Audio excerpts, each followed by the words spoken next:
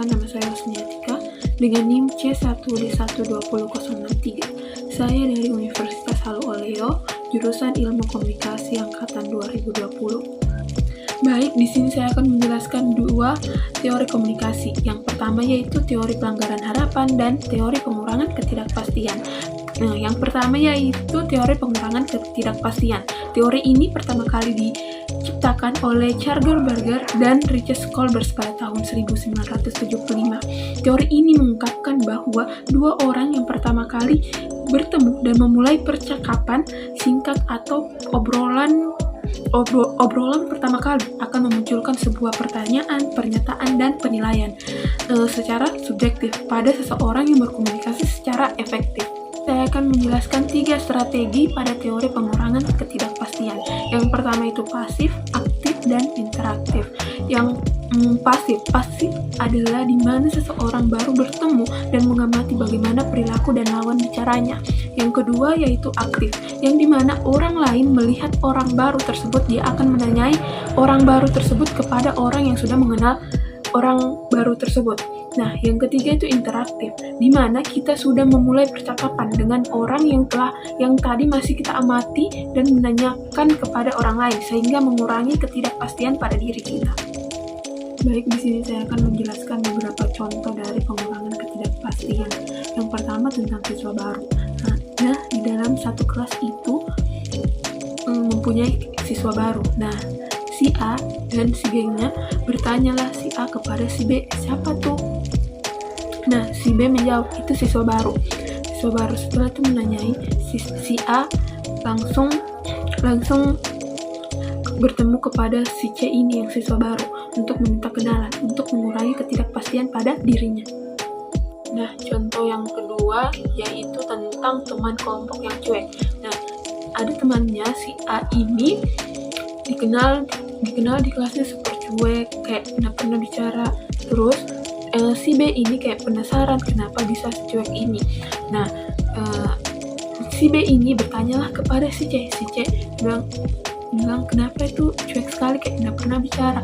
Nah, si C ini dia bilang, oh begitu memang orangnya. Nah, si B karena tidak merasa kayak dia tidak percaya, akhirnya dia pergi dengan si A. Dia bilang kenapa kau terlalu cuek. Nah, si A memberikan alasannya mengapa ia cuek, sehingga si B mengurangi ketidakpastian pada dirinya. Baik, di sini akan menjelaskan contoh ketiga yang kayak teman tak punya teman. Nah, mereka ini jalan dua orang, si A dan si B. Nah, si B bertemu dengan temannya yang namanya si C. Nah, si A ini kayak akrab dengan si C, kayak akrab. Terus si B ini bertanya kenapa mereka bisa seakrab itu. Sampai si B ini bertanya kepada si A, kenapa kau bisa akrab dengan ini. Nah, dia bilang, oh dulu begini. Akhirnya si B langsung menanyai kepada si C, kenapa mereka bisa akrab, sehingga dijelaskan, sehingga si B mengurangi ketidakpastian kepada dirinya. Nah, di sini saya akan menjelaskan tentang contohnya itu menantu baru. Nah, ada kayak misalnya keluarga jauh datang, terus dia bertanya siapa itu. Nah, terus dalam keluarga itu dia bertanya, oh ini istrinya ini.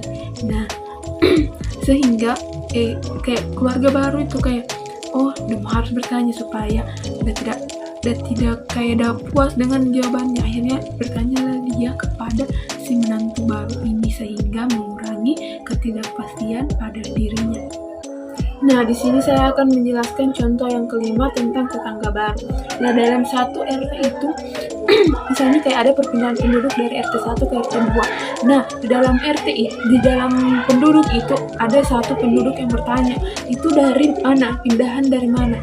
Nah, ini ketua RT-nya bilang bahwa ini dari pindahan ini. Nah, dengan penasaran si penduduk yang di situ udah bertanya langsung yang pindah, dia bilang kita dari mana, sehingga mengurangi ketidakpastian pada dirinya. Baik, di sini saya akan menjelaskan yang kedua, yaitu teori pelanggaran harapan. Teori ini menyatakan bahwa orang memiliki harapan mengenai perilaku nonverbal orang lain. Teori pelanggaran harapan tertarik dengan struktur dari pesan-pesan nonverbal itu. Teori ini menyatakan bahwa ketika norma-norma komunikasi dilanggar, pelanggaran ini dapat dipandang positif atau negatif, tergantung pada persepsi penerima pada si perilaku. Baik, di sini saya akan memberikan contoh pelanggaran harapan. Yang pertama itu kayak kita di suatu tempat kita dibantu dengan lawan jenis terus kayak kita baper, ini orang kayak ada perasaan kita, padahal itu orang gak bantu karena kasihan. Oke. Baik, contoh kedua itu kayak misalnya ada orang lain, kayak misalnya laki-laki, kita sebagai perempuan dengan teman kita 2 orang, kita minta bantuan dengan itu laki-laki, bantu untuk foto, tapi perkiraan itu laki-laki bahwa dirinya itu kayak dikejar-kejar yang perempuan. Itu contoh pelanggaran harapan. Contoh yang ketiga itu kayak misalnya ada orang lewat jalan, terus itu kita panggil teman kita, tapi yang di depan yang menyahut, padahal yang kita panggil yang di belakangnya. Akhirnya yang di depan yang jalan di depannya itu kayak udah merasa itu bukan dia yang dipanggil. Itu pelanggaran harapan. Contoh yang keempat itu seperti saya pergi ke kampus, bawaan saya banyak begitu, buku saya jatuh, di belakang ada teman saya, dikirain dia mau ambilkan bukunya, ternyata ada jalan begitu saja. Contoh yang kelima yaitu seperti kayak kita kirim tugas dari grup supaya ada teman yang bantu kayaknya printkan. Jadi kita berharap nih ada teman yang bantu printkan, ternyata teman print hanya sendiri. Itu pelanggaran harapan. Itulah tadi penjelasan saya tentang teori ketidakpastian dan pelanggaran harapan. Sekian dan terima kasih.